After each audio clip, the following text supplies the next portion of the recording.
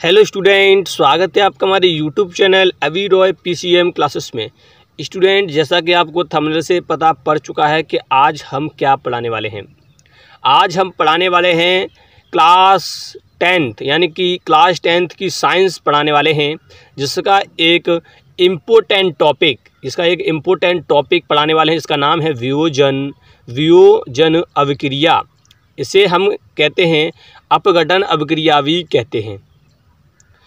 इसको इंग्लिश में कहते हैं डिकम्पोजिशन रिएक्शन।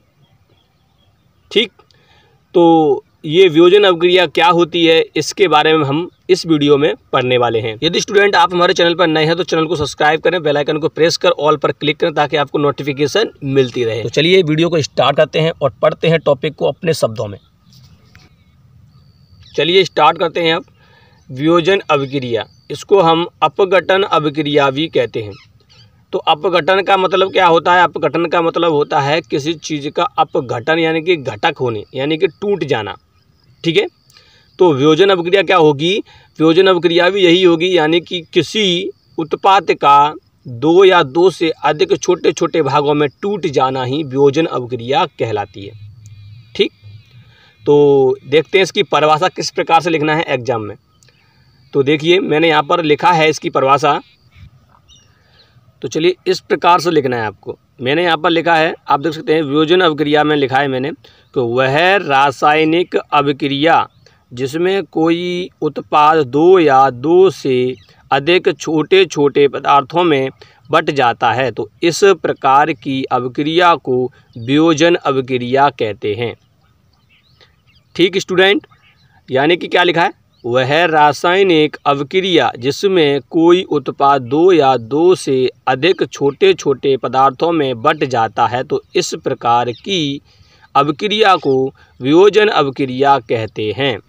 इसका मतलब ये हुआ स्टूडेंट कि यानी कि यह अभिक्रिया आपकी संयोजन अभिक्रिया की विपरीत है।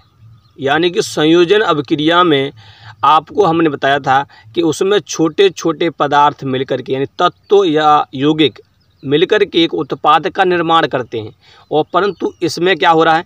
इस अभिक्रिया में किसी उत्पाद का वियोजन हो रहा है, यानी कि टूट रहा है, उल्टा है। ठीक, उल्टा है उसका। ठीक है, यानी कि इसमें क्या होता है कि इसमें एक उत्पाद क्या हो जाता है? टूट जाता है। अब वो किसके कारण टूटता है? या तो ऊष्मा के कारण टूटेगा, या विद्युत के कारण टूटेगा, या हीट के कारण टूटेगा। यानी ऊष्मा हीट एक ही होता है, यानी कि प्रकाश के कारण टूटेगा।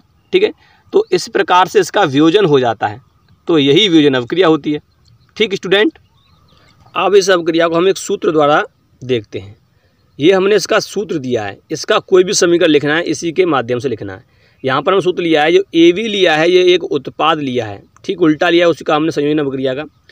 इसका जब वियोजन कराते हैं, इसका जब वियोजन कराया जाता है, तो ये यहाँ पर हीट के कारण यानी कि ले लेते हैं, हीट के कारण इसका क्या करा रहे हैं? वियोजन करा रहे हैं। जब इसका वियोजन कराते हैं तो ये छोटे छोटे पदार्थों में टूट जाता है। आप देख सकते हैं A और B ठीक उसी प्रकार है जो संयोजन अभिक्रिया में था। अब स्टूडेंट, हम इसकी देखते हैं एग्जाम्पल, यानी कि उदाहरण देखते हैं। इसके उदाहरण किस प्रकार से देने हैं, तो इस प्रकार से देखना। मैंने यहाँ लिया है, जब कैल्शियम कार्बोनेट यानी कि CaCO3 को ऊष्मा दी जाती है तो कैल्शियम कार्बोनेट उत्पाद दो छोटे छोटे पदार्थों में बट जाता है। जैसे आप देख सकते हैं मैंने किस प्रकार से इसे लिखा है। ठीक है, और इसका समीकरण देख लो आप। यहाँ मैंने इसका समीकरण लिखा है कि कैल्शियम कार्बोनेट को, ये सॉलिड अवस्था में होता है, जब इसको मैंने लिया, यानी इसे चूना पत्थर कहते हैं। ठीक है, और जब मैंने इसको हीट दी तो ये क्या बन गया? बिना भुजा चूना, यानी कि आप देख सकते हैं ये कैल्शियम ऑक्साइड और कार्बन डाइऑक्साइड गैस बन चुकी है। ठीक है, तो इस प्रकार से इसका ये एग्जाम्पल हुआ। अब देखते हैं इसके प्रकार। तो यहाँ देखते हैं वियोजन अभिक्रिया के प्रकार। वियोजन अभिक्रिया के स्टूडेंट 3 प्रकार होते हैं। कितने प्रकार होते हैं? 3 प्रकार होते हैं। पहला होता है हमारा ऊष्मीय वियोजन, और दूसरा होता है प्रकाश वियोजन, तीसरा होता है विद्युत वियोजन। तो यानी कि ये 3 प्रकार की अभिक्रिया होती है, यानी कि 3 प्रकार से ये अभिक्रिया होती है। तो हम आपको बता दें कि यानी कि ऊष्मीय वियोजन क्या होता है, जो ऊष्मा के कारण हो जाए वियोजन उसे कहते हैं ऊष्मीय वियोजन। प्रकाश वियोजन क्या होता है, जो प्रकाश के कारण इसका वियोजन हो जाता है उसे प्रकाश वियोजन कहते हैं। विद्युत वियोजन क्या होता है, जो धारा के कारण, विद्युत धारा के कारण हो जाता है उसे विद्युत वियोजन कहते हैं। सबसे पहले देखते हैं हम ऊष्मीय वियोजन क्या होता है। सबसे पहले देखते हैं ऊष्मीय वियोजन अवक्रिया। ऊष्मीय वियोजन अवक्रिया क्या होती है, तो हमने आपको बता दिया है कि ऊष्मीय वियोजन क्या होती है। इसकी एक बार परिभाषा देख लेते हैं। वह रासायनिक अवक्रिया जिसमें कोई उत्पाद ऊष्मा के कारण दो या दो से अधिक भागों में बट जाता है, तो इस प्रकार की अवक्रिया को ऊष्मीय वियोजन अवक्रिया कहते हैं। एक बार और देखते हैं। वह रासायनिक अवक्रिया जिसमें कोई उत्पाद ऊष्मा के कारण दो या दो से अधिक भागों में बट जाता है, तो इस प्रकार की अवक्रिया को ऊष्मीय वियोजन अवक्रिया कहते हैं। यानी कि जो उत्पाद ऊष्मा के देने से दो या दो से अधिक भागों में टूट जाता है उसे हम ऊष्मीय वियोजन अवक्रिया कहते हैं। अब इसका देखते हैं हम एग्जाम्पल देखते हैं कि किस प्रकार से एग्जाम्पल देना है। तो हमने उदाहरण लिया है। पहला उदाहरण है हमारा लेड नाइट्रेट यानी कि PbNO3 का होल ट्वाइस। ये इसका सूत्र होता है लेड नाइट्रेट का। जब हम इसको हीट देते हैं यानी कि ऊष्मा देते हैं तो ये तीन भागों में टूटता है। क्या करते हैं, जब इसे हीट देते हैं तो ये तीन भागों में टूटता है। पहला टूटता है हमारा लेड ऑक्साइड, फिर दूसरा नाइट्रोजन डाइऑक्साइड, और ये नाइट्रोजन डाइऑक्साइड का आप सूत्र देख सकते हैं NO2 होता है, और फिर उसके बाद ये ऑक्सीजन में टूट जाता है। इस प्रकार से तीन भागों में टूटता है। अब देखते हैं इसका हम दूसरा एग्जाम्पल। दूसरा एग्जाम्पल है हमारा CaCO3 यानी कि कैल्शियम कार्बोनेट। यानी कैल्शियम कार्बोनेट को जब हीट दिया जाता है, इसके भी क्या करते हैं, हीट देते हैं। एक बनता है कैल्शियम ऑक्साइड CaO और दूसरा बनता है कार्बन डाइऑक्साइड। ये इसके एग्जाम्पल होते हैं। मैंने आपको समझा दिया है कि वियोजन अवक्रिया यानी ऊष्मीय वियोजन अवक्रिया क्या होती है।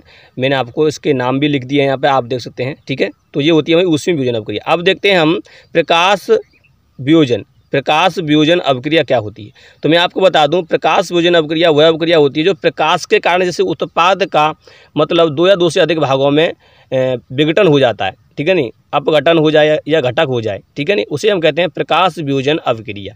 तो इसकी परिभाषा देखते हैं। मैंने परिभाषा किस प्रकार से लिखनी है, तो इसकी परिभाषा देखते हैं। तो इसकी परिभाषा लिखनी है, वह रासायनिक अवक्रिया जिसमें कोई उत्पाद प्रकाश के कारण दो या दो से अधिक भागों में बट जाता है, तो इस प्रकार की अवक्रिया को प्रकाश वियोजन अवक्रिया कहते हैं। एक बार और देखते हैं। वह रासायनिक अवक्रिया जिसमें कोई उत्पाद प्रकाश के कारण दो या दो से अधिक भागों में बट जाता है, तो इस प्रकार की अवक्रिया को प्रकाश वियोजन अवक्रिया कहते हैं।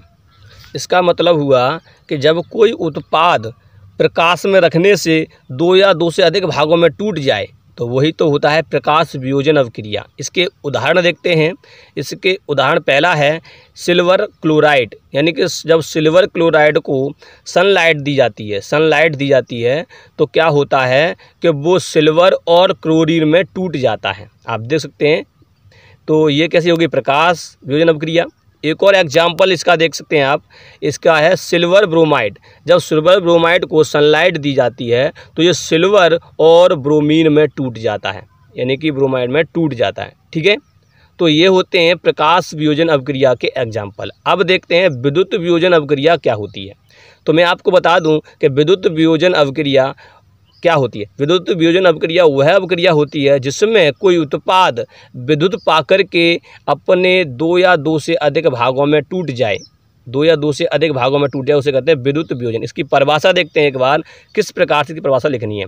तो यहाँ लिखा है हमने, वह रासायनिक अवक्रिया जिसमें कोई उत्पाद विद्युत के कारण दो या दो से अधिक भागों में बट जाता है, तो इस प्रकार की अवक्रिया को विद्युत वियोजन अवक्रिया कहते हैं। फिर से देखते हैं। वह रासायनिक अवक्रिया जिसमें कोई उत्पाद विद्युत के कारण दो या दो से अधिक भागों में बट जाता है, तो इस प्रकार की अवक्रिया को विद्युत वियोजन अवक्रिया कहते हैं। यानी कि इसमें कोई उत्पाद अपने दो या दो से अधिक भागों में बटेगा, कब, जब उसमें विद्युत देंगे। ठीक है, तो इसके एग्जाम्पल देखते हैं। एग्जाम्पल किस प्रकार हैं। एग्जाम्पल हमने यहाँ पर लिए हैं देखिए आप, मैंने एग्जाम्पल लिया है इसका। पहला है यानी कि कास्टिक सोडा। जब कास्टिक सोडा में विद्युत प्रवाहित की तो Na धनायन और OH ऋणायन में टूट गया। ऐसा ही KOH यानी कि पोटेशियम हाइड्रोक्साइड को जब मैंने विद्युत दी तो इसमें क्या होगा जी, K+ और OH ऋणायन में टूट गया। तीसरा NaCl, जब NaCl में भी मैंने क्या विद्युत प्रवाहित की तो ये Na धनायन प्लस Cl ऋणायन में टूट गया। तो ये होती है हमारी विद्युत वियोजन अभिक्रिया। आपको उम्मीद करते हैं ये वियोजन अभिक्रिया पूर्णतः समझ में आ चुकी होगी। यदि स्टूडेंट आपको ये वीडियो पसंद आई हो तो लाइक करें, शेयर करें और चैनल को हमारे को सब्सक्राइब करें और बेल आइकन को जरूर प्रेस करें ताकि आपको नोटिफिकेशन मिलती रहे। मिलते हैं नेक्स्ट वीडियो में, तब तक के लिए जय हिंद।